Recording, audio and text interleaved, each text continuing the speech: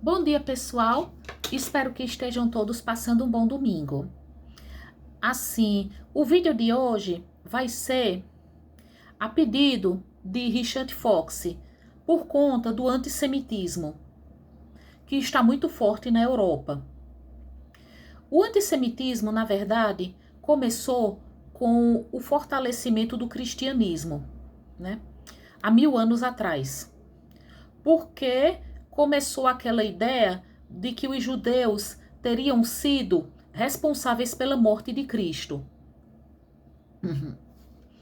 E assim, os judeus, eles eram considerados culpados, assim, por qualquer tragédia. Se houvesse crises econômicas que levavam a problemas como fome ou pestes, os judeus eram considerados culpados. Eles também, assim, foram proibidos de exercer muitas profissões e eram obrigados a assumir serviços de crédito. E foi daí que surgiu o mito do judeu rico e usurário, e isso contribuiu para que surgissem as teorias da conspiração que botam os judeus dominando o mundo e a economia. E essas teorias da conspiração não morreram, porque recentemente, com a pandemia, muita gente culpou os judeus. Após o quarto concílio de Latrão, a situação dos judeus piorou muito. Eles eram obrigados a usar roupas e anéis amarelos, né? Houve a Paixão de Cristo. A Paixão de Cristo, assim, representava os judeus usando roupas amarelas, e a cor amarela significava arrogância, avareza e egoísmo. Acreditava-se que judeus matavam crianças cristãs para produzir o matzah, que é o pão ázimo que eles consomem na Páscoa, ou outros rituais secretos. E assim, os judeus também passaram a ser representados com narizes curvos, né? E isso foi retomado com o nazismo, porque o nariz curvo os aproximava de Satanás. Eles chegaram a ser proibidos de tocar alimentos no mercado, obrigados a viver em guetos. Assim, houve perseguição e extermínio de comunidades judaicas em massa, principalmente na Suíça. E a Inquisição foi muito forte, principalmente na sua segunda fase, na Espanha. Em 1492, judeus foram expulsos da Espanha e muitos se mudaram para Portugal. Eles eram obrigados a se converter. Então surgiram os cristãos novos. E assim, esses cristãos novos eram olhados com muita desconfiança, né? Assim, membros do Santo Ofício tinham que vigiavam esses cristãos novos para saber se eles não estavam praticando o judaísmo em segredo. Então, assim, fazer coisas como usar roupas limpas no sábado, não praticar jejum na quaresma ou não comer carne de porco, já podiam ser boas desculpas para você ser preso e torturado para ser obrigado a confessar que você estava praticando o judaísmo, que era considerada heresia. Vale salientar que a Inquisição Católica, principalmente na Espanha e em Portugal, assim, ela perseguiu principalmente os cristãos novos e os judeus, mas ela perseguiu também homossexuais, protestantes, iluministas ou qualquer pessoa acusada de heresia. E como as pessoas presas pela Inquisição tinham seus bens confiscados, a igreja enriqueceu com o confisco dos bens. É um detalhe muito interessante que, assim, os judeus foram considerados culpados pela peste negra, porque se dizia que eles tinham envenenado os poços. E por isso tinha surgido a peste negra. Eles eram considerados culpados de todas as mazelas que surgiam. Se surgissem pestes, a culpa era dos judeus.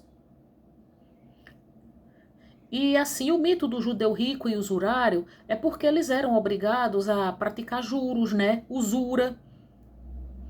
eles foram obrigados a fazer serviços de crédito. Aí daí surgiu o mito do judeu rico que domina a economia.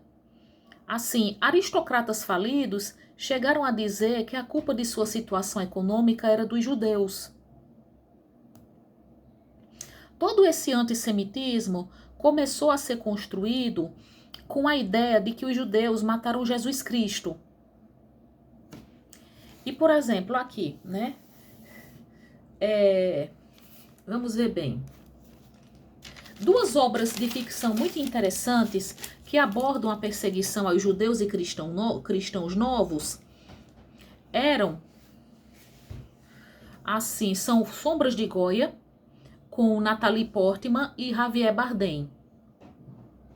Javier Bardem, ele é um membro do Santo Ofício, né? E assim, ele conhece o pintor Francisco Goya, e como membro do Santo Ofício, ele instrui os outros padres a ficar vigiando as pessoas.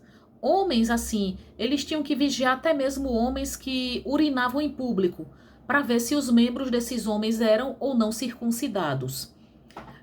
Aí a personagem Inês, que é uma musa de Goya, né? Ela é interpretada por Natalie Portman, que na vida real é uma atriz de origem israelense e judia, e descendente de sobreviventes de campo de concentração. Natalie Portman é Inês.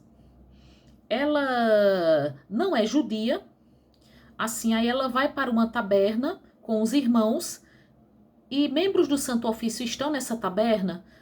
Aí eles reparam que ela não quer comer carne de porco.